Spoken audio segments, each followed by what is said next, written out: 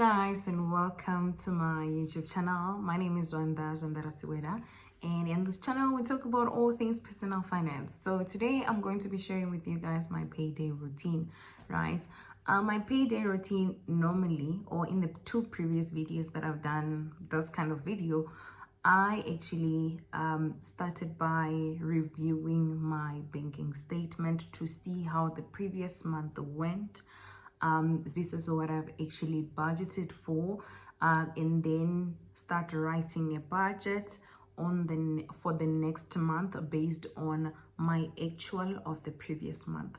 And why was that important? It was important because, or it is important because it actually allows me to gauge what my spending behavior looks like and what, the reality of my spending trends looks like, right? Most of the time we fail to execute our budget simply because we underestimate how much we spend. Even when you actually do budgeting, you're most probably gonna say that you spend less than what you actually do spend on, and hence it's important for you to actually review your banking statement for the previous month, and you make adjustment for the budget for the following month as you reference to your spending behavior, right? And to be honest, guys, this is very, very important because we spend based on emotions and our behavior. Like spending is like a emotional thing, it's not necessarily logical. So in as much as maybe you have goals to save and do this, you're most likely going to spend money on the things in which are not on your goals or are not your target for the year, because of your emotions. So we have to know the reality of our behavior, the reality of our emotions, so that we are able to manage them and also be able to achieve the goals in which we have set, right?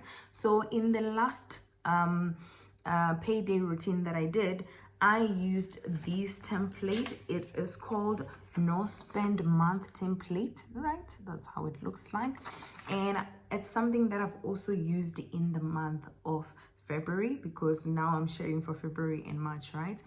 And what this is, it's a tool that actually allows you to commit to not spending outside of your budget, right? So these kind of allows you to influence how you want your banking statement to look like at the end of the month. So instead of you reflecting backward and looking at what did I spend this month and then maybe what am I going to change going forward, you actually can influence it as it happens. So how does it work, right? So you have your budget in place, which you have translated from, let's say, the past month's statement, and now you write a new budget. You say, this is what I plan to spend in the month of February for me. And then now when the payday happens, you start documenting this, right? What are you documenting here? You are documenting every single thing that you are spending on that is outside of what you have actually planned to spend on. So anything outside of budget, that's what you actually write here. So the goal of a no spend month is not necessarily for you to not spend at all. It's for you to monitor what you actually spend on outside of your budget, right? This has helped me a lot, right? Because when I was coming from December, I was coming from like a heavily spending behavior month of not caring about too much about what I'm spending on, and that translated into January. So my January was hectic, and when your month is hectic, it will definitely influence the next month as well, right? So that's what has happened. So January was like a translation of my spending behavior in December. So I spent heavily, and then February as well was also another heavily spending month, because it was a translation to February. Although it was not as bad as January, then it was also a little bit, I was not happy about it, right?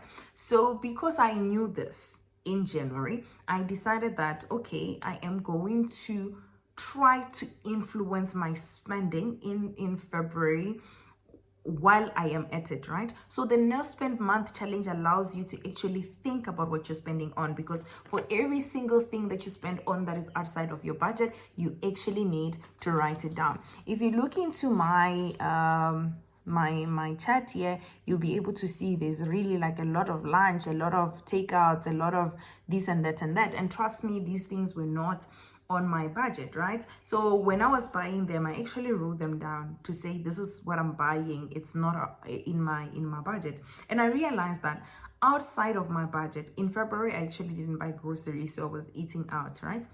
So besides my budget, I actually spent 10,922 rand. That's really a lot, right?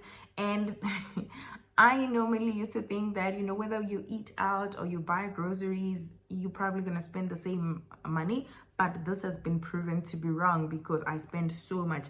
A portion of that money, and I think it's 5,800, went towards food, and that is mostly takeouts and like quick buy things that I wanted to prepare at home. So it allowed me to spend so much. Here I also bought clothes worth 2,000 rand, which is something that I don't do on a monthly basis. So it was not budgeted for, but it's something that I should have budgeted for because it was a need. It's not something that I think I should have never done, but it's something that's giving me caution to say, hey, when do we buy clothes? How do we plan on buying clothes? Do we randomly buy clothes?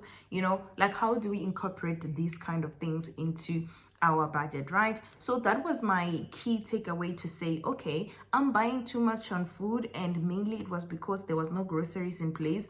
And also then, how do we then plan on buying clothes going forward, because it constituted 20% of these unbudgeted for spending, right? So this is one of the method in which I use on budgeting, and to be honest, this is the best way, because the more you know the reality of your circumstances, the more you know the reality of your struggles, the more you are able to actually make adjustments and actually make the changes that are needed, right? So I am overall excited about Q2 because March turned out a lot better than February. I realized I was able to actually reduce my savings.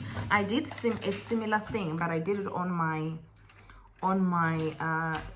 budgeting journal, where I actually like wrote every single thing down that I spend outside of my budget, right? So the difference here is that the things that I was spending on were very small, and I really felt like they were needed. It was like packing. I never really budget for packing, but also one of the biggest reasons I was doing this is for me to understand how much pocket money can I give myself on a monthly basis. And this is to account for things such as packing, going out with friends, you know, those spontaneous, let's go out for coffee type of a thing.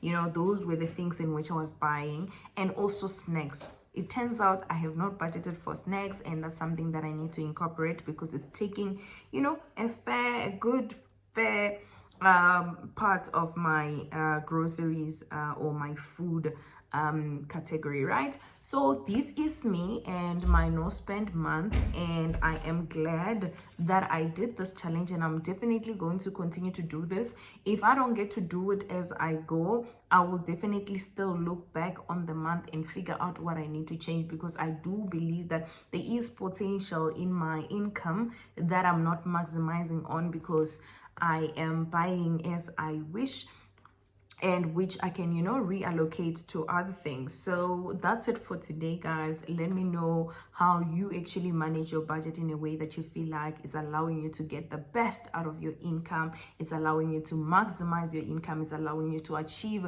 the type of goals that you actually have set for yourself.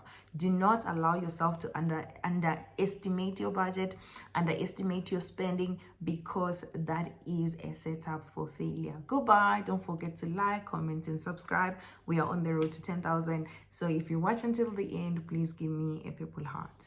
Bye-bye.